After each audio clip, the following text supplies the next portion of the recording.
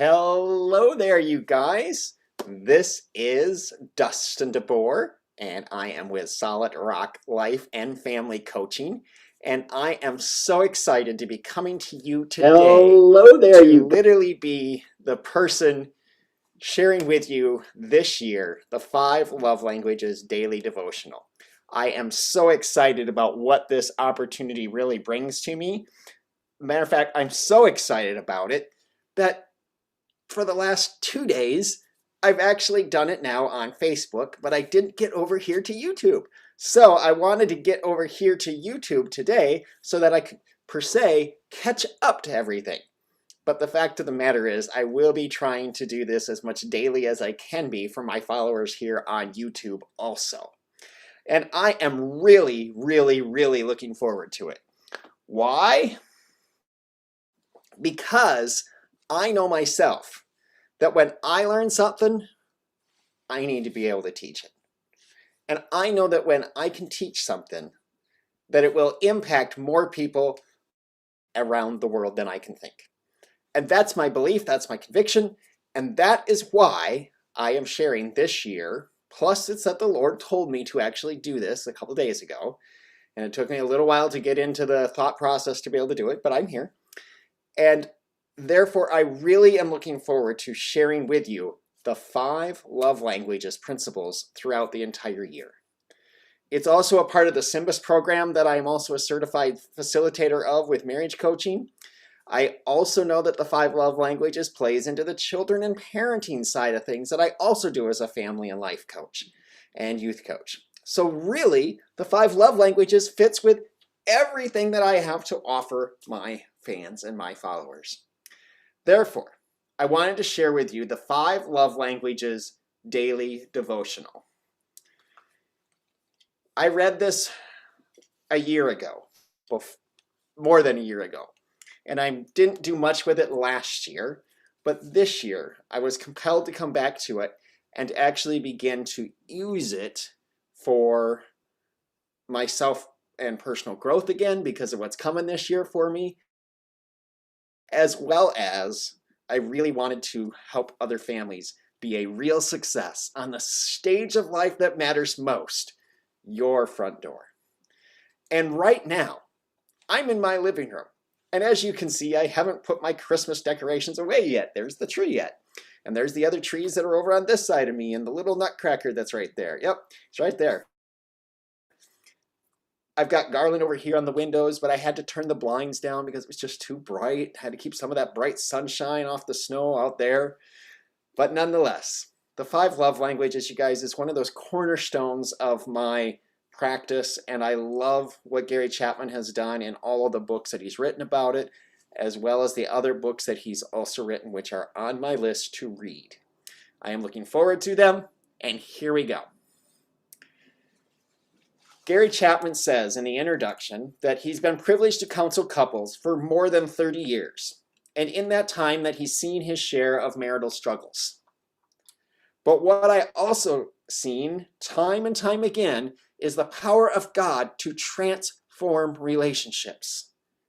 When 2 people commit to each other, and especially when they commit to communicating love to each other through the 5 love languages, positive change occurs. Transformation.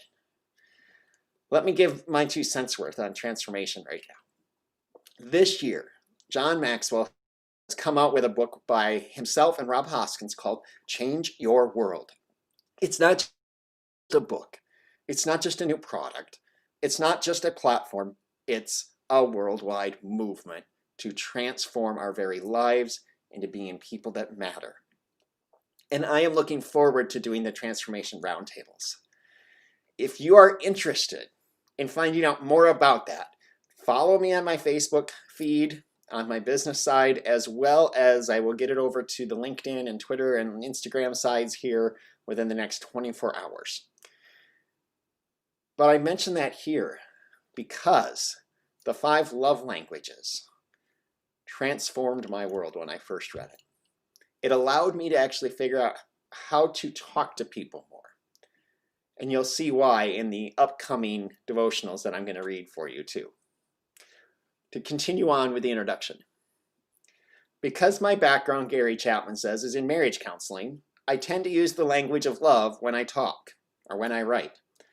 Some of the issues I address are marriage specific. However, if you're dating or an engaged couple, I hope you will read this book too. There is plenty of helpful information for you as well. The building blocks of marriage, such as good communication, respect, unconditional love, and forgiveness, are foundational to any romantic relationship. And learning to identify and speak your loved one's language will benefit a couple at any stage. When I posted on Facebook that I was going to be doing this series, that last phrase, the last two sentences, are what I made into a social media graphic. And I emphasize the fact that it doesn't matter where you are at in relationships. I'm not married yet, but I will be this year. I've used the love languages with my fiance. I've used love languages with other people that I've worked with once I knew what their language really was.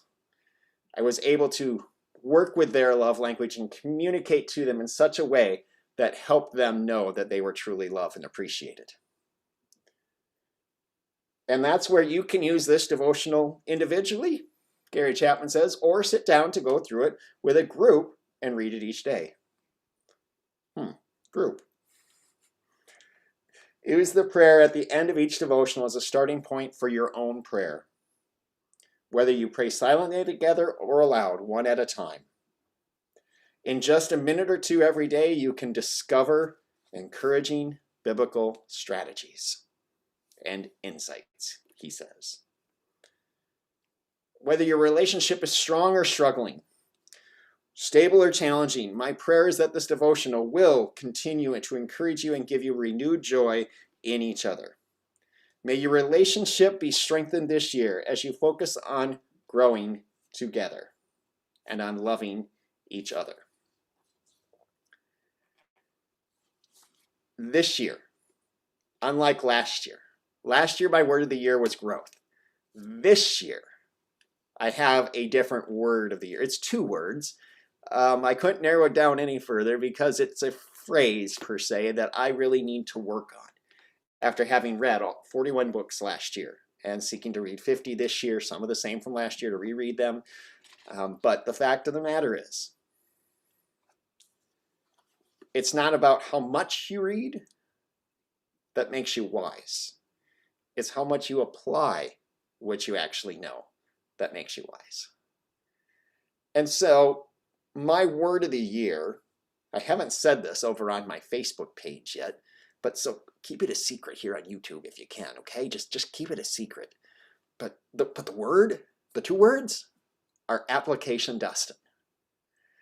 And I chose those for a couple of reasons. One, application of everything I've learned and putting it into my destiny to give it out to the world so that I can be doing what I'm supposed to and making a difference and helping other people change their world. Second reason why I picked that is because this year I have a bigger reason to dive back into this book. It's an awesome devotional, and I'm so looking forward to diving back into it and further studying how I can show love to Shannon. It's an epic journey that we've been on, and I'm so thrilled to be able to be on this journey with her. And she and I are both Save Your Marriage Before It Starts coaches, and we're both John Maxwell team members, but long and short of it, we have a great future ahead of us.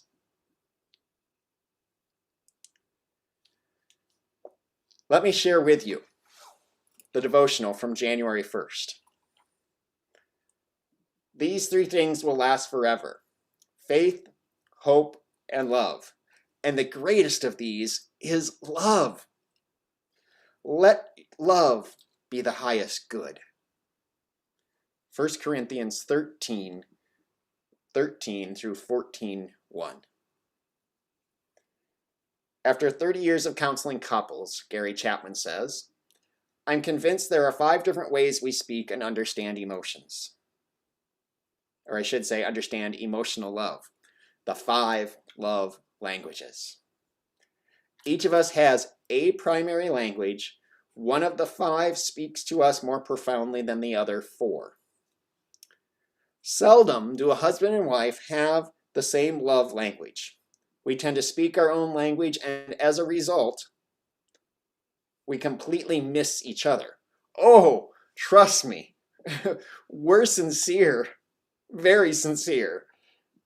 We're even expressing love, but we are not connecting emotionally. Been there, done that.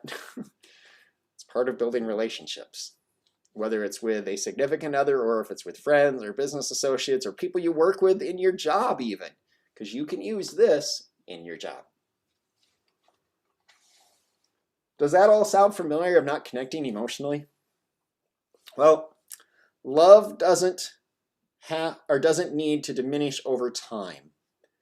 The end of the famous love chapter of the Bible, 1 Corinthians 13, says that love is the great value and will last forever. In fact, the Apostle Paul says that love should be our highest goal.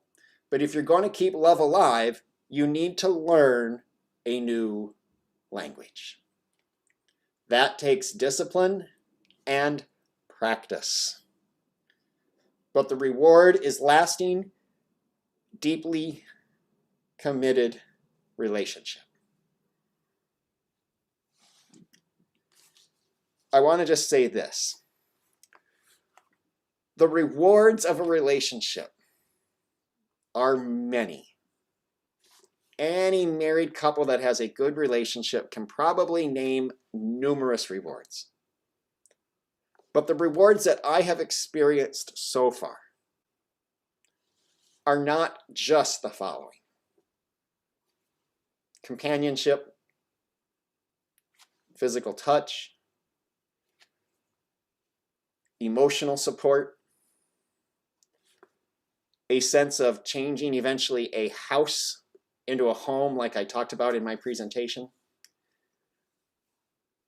The benefits of it are also being able to actually step into the role that I know I've been called to many, many, many years ago, really. But that just hasn't manifested until lately, in the span of 45 years, lately. I also know that it's a chance for me to grow as a person, to really be the man that I'm supposed to be, and live the life that I'm supposed to have, but not just by myself, but with a bride and a queen who will help make a house a home. Those are some of the reasons and some of the rewards, truly for me, that I have. Now, I know coming from her perspective, when she shares her perspective, there will be other things that she talks about. And I'm looking forward to that. But here's the last thing I'm going to say on rewards. Every relationship takes work. It's up and it's down. It's up and it's down. It's up and it's down. And hopefully it's going more up than it is down. The rewards are unlimited. The struggle, victory, is ongoing. But when you learn to speak the language of love that your spouse receives love in, the world gets to be a much better place. The prayer from January 1st is this: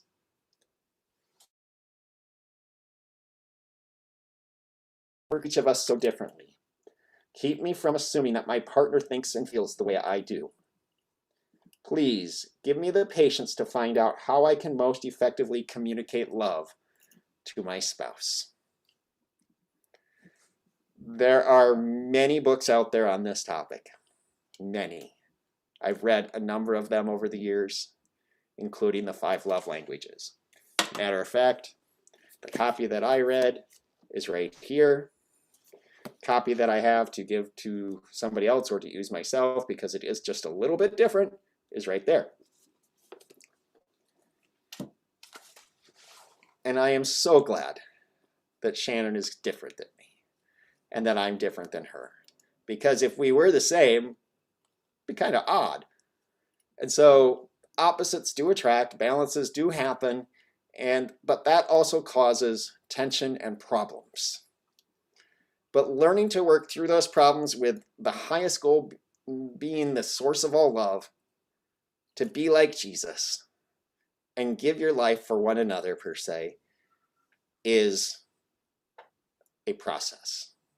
And as we go through this year, I seriously am looking forward to sharing with you in this Symbis, going and talking about love and respect, talking about other podcasts and so forth that I've listened to from Focus on the Family and Family Talk, and Dr. Dobson's son, Ryan Dobson, with his own ministry that he has, and several other family coaches too that I listen to, as well as all the other books that I'm going to be reading this year. They're actually right over on this side of me. That's the start of the book list over here.